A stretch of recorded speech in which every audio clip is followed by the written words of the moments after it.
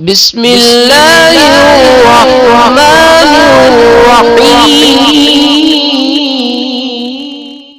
بسم اللہ الرحمن الرحیم۔ السلام علیکم ورحمۃ اللہ وبرکاتہ۔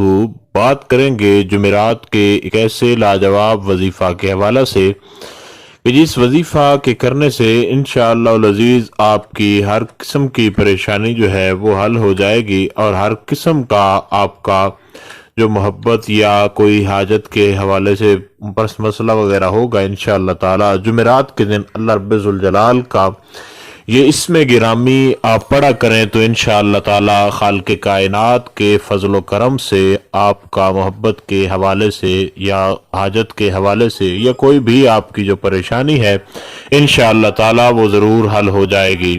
جمعرات کے دن آپ نے یہ کرنا ہے کہ اللہ رب ذوالجلال کا ایک اسم گرامی ہے، اس کو آپ نے 11 بار سورہ اخلاص شریف کے ساتھ آپ نے پڑھنا ہے۔ سورہ اخلاص شریف جو ہے وہ آپ نے 7 بار پہلے پڑھنی ہے، اور سب سے پہلے آپ وظیفہ کو شروع کرنے سے اول کوشش کریں کہ وضو کر لیں۔ جو اب آپ وضو نہ کر سکتے ہیں وہ ویسے بھی اس وظیفہ کو کر سکتے ہیں، تو وضو کر کے سورہ اخلاص کو آپ نے 7 بار پڑھنا ہے۔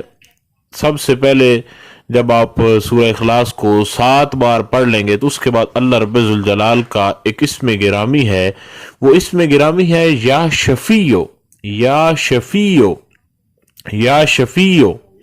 7 بار سورہ اخلاص شریف پڑھنے کے بعد اللہ رب ذوالجلال کا یہ اسم گرامی جو ہے اس کو آپ نے 33 ٹائم پڑھنا ہے، اور اس کے بعد آپ نے 4 بار سورہ اخلاص شریف دوبارہ جو ہے تلاوت کرنی ہے۔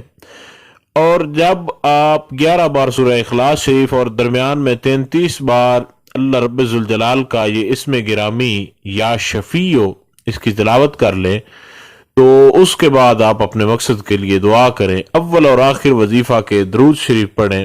جس بھی مقصد کے لیے آپ کریں گے خالق کائنات اس مقصد سے آپ کو نجات عطا فرمائے گا، اور جو بھی حاجت ہوئی خالق کائنات آپ کی اس حاجت کو پورا فرمائے گا۔ یہ وظیفہ انشاءاللہ تعالی آپ کریں جمعرات کے دن کے حوالے سے انتہائی لاجواب ہے اور انتہائی مجرب ترین وظیفہ ہے۔